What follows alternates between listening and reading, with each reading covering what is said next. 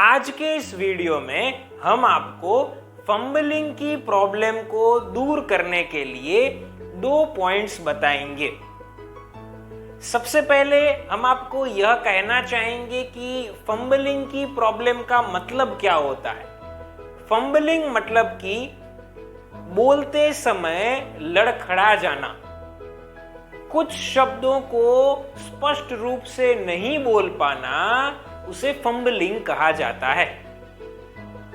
अब हम आपको जो सबसे पहला पॉइंट बताने जा रहे हैं वह है कि आप अपनी बोलने की स्पीड को स्लो कर दीजिए और शब्दों को डिवाइड करके बोलिए।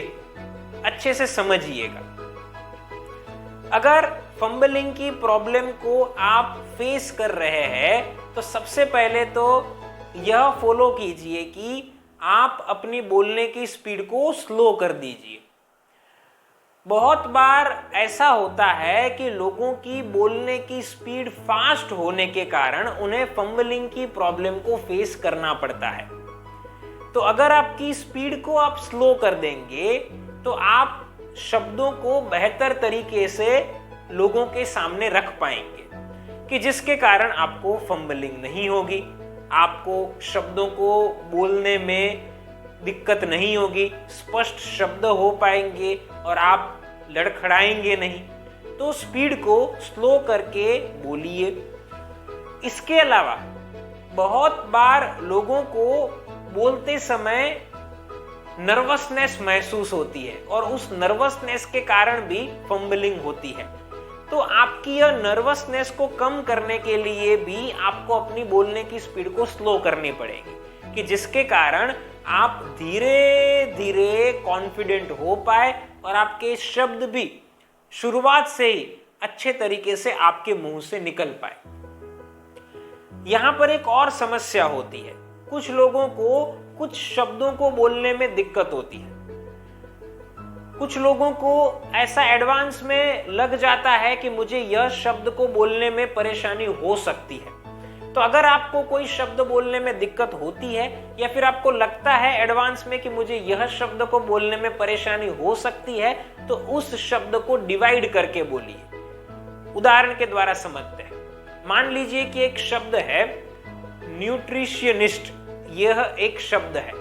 अब इस शब्द को अगर हम अच्छे तरीके से नहीं बोल पा रहे हैं तो हम यह शब्द को डिवाइड करके बोलेंगे, मतलब कि 2 भाग में विभाजित कर देंगे, न्यूट्रिशन और दूसरा इस्ट।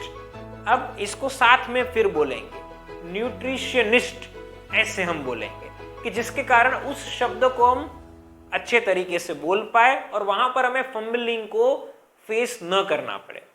तो इस प्रकार से आपको पहले पॉइंट में हमने यह बताया कि बोलने की स्पीड को स्लो कर दीजिए और अगर किसी शब्द को बोलने में दिक्कत महसूस होती है तो उसे 2 भागों में विभाजित करके या जरूरत पड़े तो 2 से ज्यादा भागों में विभाजित करके बोलिए।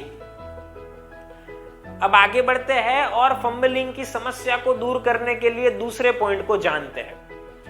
दूसरा पॉइंट यह है कि आप अपने बोलने में वॉइस मॉड्यूलेशन का इस्तेमाल कीजिए। इसे अच्छे से समझिएगा क्योंकि प्रैक्टिकल सॉल्यूशन है।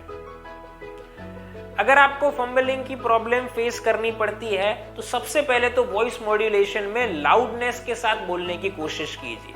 मतलब कि आप जो भी शब्दों को बोलते हैं, जो भी वाक्यों को बोलते हैं, उन्हें थोड़ा लाउडली बोलिए। जब आप शब्दों को लाउडली बोलते हैं तो उन्हें अच्छे तरीके से बोल पाते हैं और वे शब्द स्पष्ट रूप से आपके मुंह से निकल पाते हैं। वॉइस मॉड्यूलेशन में ही दूसरी चीज, शब्दों को पिच का इस्तेमाल करके बोलिए। पिच का इस्तेमाल करके मतलब कि शब्दों के ऊपर भार देकर बोलिए। तो जब आप शब्दों के ऊपर भार देकर बोलते हैं तो वह शब्द स्पष्ट रूप से आपके बोलने में आ पाता है। तो बोलते समय पिच का भी इस्तेमाल कीजिए। वॉइस मॉड्यूलेशन में तीसरी बात कि आपके सभी शब्दों को क्लैरिटी के साथ बोलिए। क्लैरिटी के साथ बोलना मतलब कि सभी शब्दों के सभी अक्षर सामने वाले व्यक्ति के कान तक पहुंचने चाहिए। इसे उदाहरण के द्वारा जानते हैं। मान लीजिए कि आपको बोलना है अपनापन, ऐसा शब्द, तो आपको कैसे बोलना है? एक वाक्य के द्वारा इसे जानते हैं। उन दोनों के बीच में अपनापन है। अब मैंने ये जो अपनापन बोला उसमें पांचों के 5 लेटर आपके कान तक पहुंचे होंगे। ऐसा नहीं होना चाहिए कि हम वैसे बोल दे कि उन दोनों के बीच में अपनापन है। अपनापन है ये क्लियरली सुनाई देना चाहिए।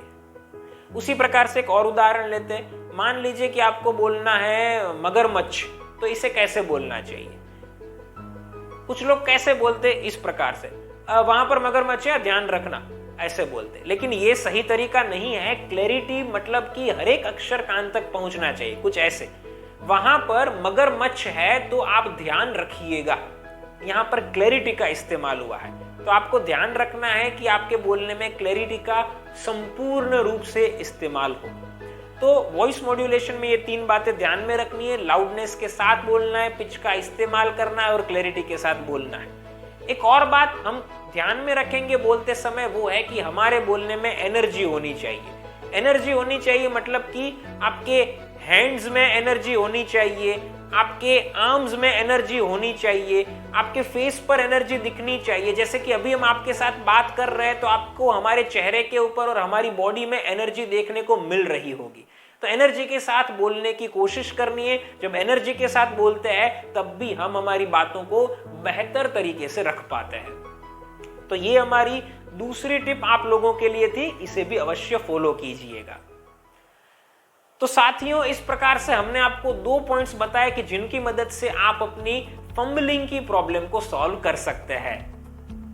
अगर आप हमारे online live fumbling solution course को ज्वाइन करना चाहते हैं तो नीचे दिए गए नंबर के ऊपर हमें कॉल कीजिएगा। फिर मिलेंगे एक नई वीडियो के साथ। Thank you.